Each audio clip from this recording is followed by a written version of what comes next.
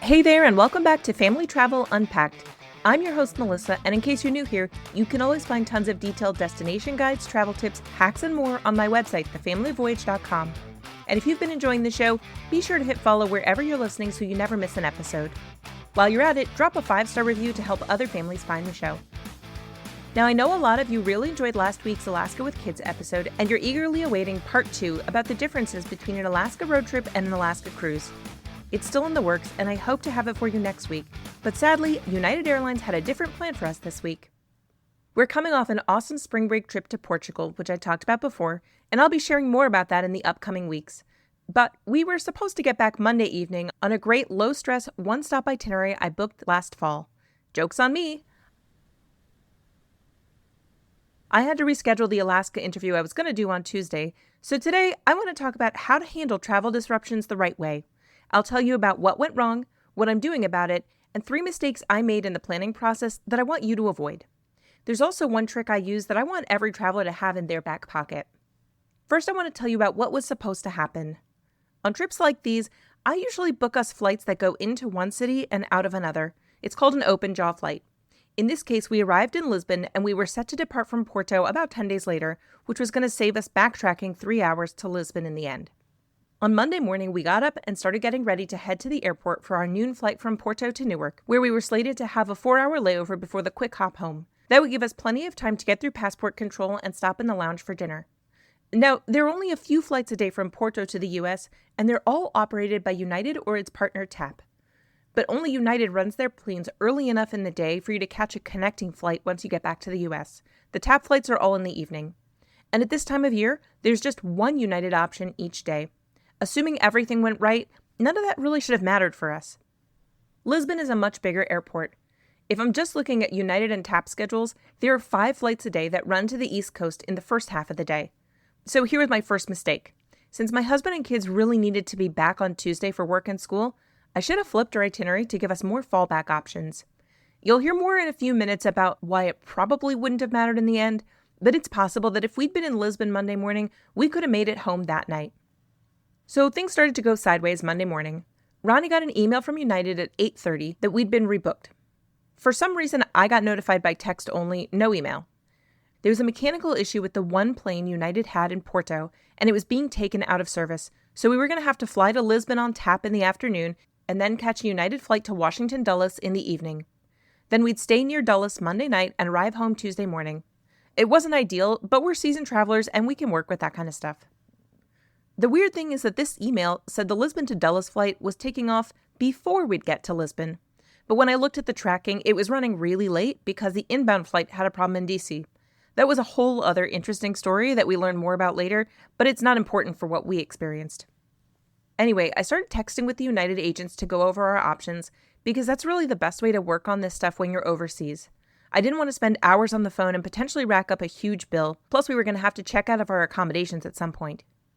Everything seemed to be basically fine, so we used the shifted timeline to go check out another cool spot in Porto, and then we headed to the airport with plenty of time for the flight to Lisbon.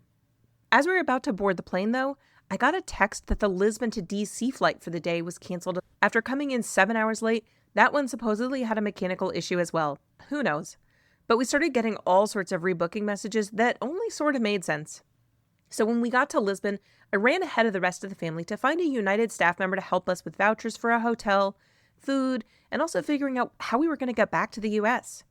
Like I said, there are a lot more options from Lisbon, so it wasn't a bad thing that we went down there. Plus, we had been told that at Lisbon they would have United staff. Well, that was only partially true.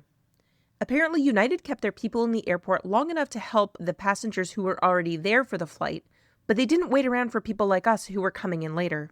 So I got sent all over the ticketing area looking for humans that weren't there.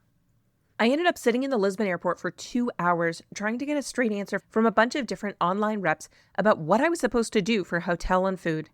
In theory, that's in the United app along with the self-service rebooking options, but none of it was working correctly because that first canceled flight didn't drop off our itinerary. But I learned something useful after having 2 chat reps on different platforms pointing fingers at each other. United just can't issue vouchers overseas. I don't know if other US airlines are the same, but for United, you need to pay out of pocket and then submit receipts. I learned this morning that you can submit up to 10 of them. Eventually, I just booked us a hotel and a taxi to get there and figured we'd work out the details later. Okay, so back to the flight situation. When I was trying to figure out how to get us back to the US, United had 2 flights to the East Coast on Tuesday. An earlier flight that was showing a 3-hour delay, too late for the connecting flights that had 4 seats available, and a later flight that would give us just one connecting option getting in at midnight. Neither one of them was a great option. Like, is it better to get in at midnight, which is 4 a.m. in Portugal, and then get up for work and school in the morning? Or is it better to sleep at a hotel in DC and then go straight from the airport to work and school at 9:30, a little late? United booked us on the later flight and gave us the final leg Wednesday morning. All along, I kept asking to use their agreements behind the scenes to get us rebooked on American or Delta. They both had solid itineraries and were operating regularly. Honestly, I just wanted out of United's ecosystem. But a dozen different reps told me that their system wasn't showing any interline availability, so I was out of luck. If all that sounds confusing to you as a listener, just know that it was equally confusing and overwhelming for us going through it. I was nonstop refreshing all of these different flights to find the best options, and at some point, the delayed earlier flight got magically on schedule again, and it was going to be on time to catch a connecting flight that could get us back to Columbus at 7:30 p.m. Tuesday. Guys, that felt like such a victory. I'm here patting myself on the back, Ronnie's giving me fist bumps. We went to sleep Monday night in Lisbon feeling like we had a really solid plan in place. But meanwhile, I'm still texting with United to get us a backup flight from DC to Columbus because we were slated to have an hour and 21 minutes. But Dulles is a huge airport, and we're going to have to go through passport control and security before we schlep to the absolute farthest part of the airport. It was my home airport for half of my life, so at least I knew what I was up against. Now, unfortunately, United won't let you join the standby list for a flight that's later than the one you've confirmed, only for an earlier one. I honestly don't understand why that is, but it's their policy. Anyway, we boarded the plane in Lisbon around 11 a.m. for an 11:55 scheduled departure, and then the captain boarded the plane after us. Apparently, United really wanted this one guy to fly the plane back to the US rather than the other captain that was available. So our departure schedule got pushed back. The captain was confused and frustrated by it too. By the time we were wheels up, it was 1:17 p.m., an hour and 22 minutes late. Now, I don't know how your math skills are, but the last time I checked, an hour and 21 minutes is less than an hour and 22 minutes. Clearly, that wasn't going to work. United uses a technology called Connection Saver to help them decide when to hold a flight, so I was hopeful that between making up time in the air and the tech solution, maybe we could make it. Now, shout out to T-Mobile here. If you have your cell phone plan with them, you can connect to United's Wi-Fi for free for your whole flight. So I'm texting with United reps on and off for those 7.5 hours in the air, trying to move us to a later connection, and they just couldn't, or maybe wouldn't, help us. I don't understand how the reps are so obtuse, but they kept insisting that we should be able to make our flight. But I know better, and you probably know better too. So this is where my sneaky solution comes in. I started looking for any flight on any airline from any airport in the DC area that would take off late enough for us to make it. When we were on the way, the estimate was that we would land at 5:15, so I was focused on flights that took off from Dulles no earlier than 7 p.m. and from the other neighboring airports no earlier than 9 p.m.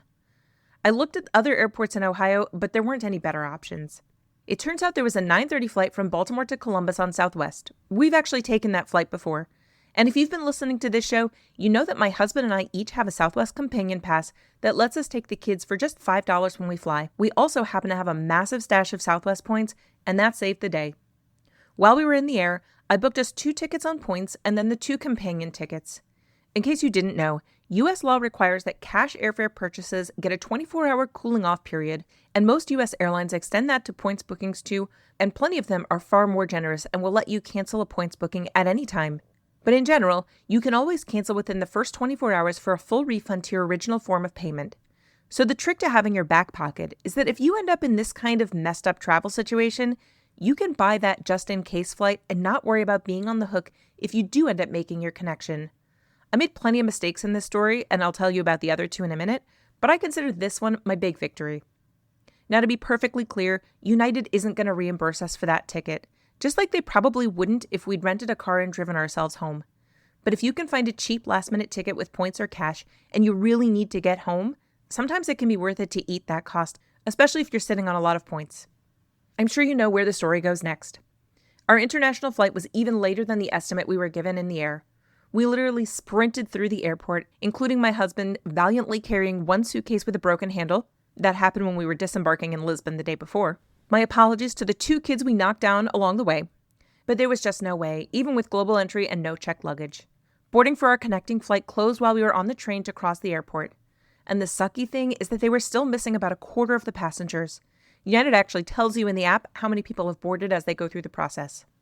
To wrap this up quickly, we grabbed a Lyft. Shout out to my Card Pointers app for letting me know that I had a $10 discount on the very expensive ride from Dulles to BWI. Thankfully, the rest was smooth sailing. We got home just before midnight on Tuesday, about 28 hours late. If I'd waited for United to fly us home, it would have been 10 a.m. Wednesday. That's more missed school and work, another night paying the dog sitter, a missed appointment for me, and even less time to get myself situated before my mom arrived to visit on Wednesday afternoon. That concludes the crazy story of our flights back from Portugal, but I think the kids are pretty jaded about flying for spring break now. In case you missed it, you can jump all the way back to episode 5 to hear about last spring break's flight mishap. So let me circle back to those other 2 mistakes I made and what I should have done differently. First, and this is really stupid, I let our travel insurance policy lapse. For the last few years, we've been carrying an annual travel insurance policy with Allianz. It costs about $1,000 a year for our family of 4 to get the coverage I want with the Premier plan, and I have it mostly for medical evacuation. But I used it last year when our trip to Costa Rica was disrupted, and it more than paid for itself, especially because the reason for the disruption wasn't Southwest's fault, so the airline left us high and dry. Letting the policy lapse wasn't intentional. The expiration was the day before we left for this trip, and I just got really busy with other things and didn't take care of it. So that's totally on me. In this case, our cancellations and delays were 100% United's fault, and Europe has excellent protections for travelers. So things like hotels, meals, and taxis will be covered, plus we'll get €600 each under the EU 261 compensation law. I'm in the process of filing for all of that now on the United website, and it's pretty straightforward. But having that Allianz policy active would have done 3 things for me. First, I could have reached out to their helpline when United was being difficult, and the Allianz reps would have given me the information I needed. Second, instead of worrying about a hotel voucher, I would have just booked that hotel in Lisbon and moved on, since it definitely would have been covered by my policy. And third, it's possible that the Southwest flight to eventually get us home would have been covered. In fact, they might have even told us right away to book a flight on American when it became clear that United couldn't get us home in a timely manner. So while I'm coming out better than break even on this whole nonsense situation, I think having that travel insurance policy would have made things way less stressful. The other big mistake I made was using my Amex Platinum card for our flight home from Porto. I know that sounds crazy because it's such a high-end card, but there's a good reason why I almost never use it for flights.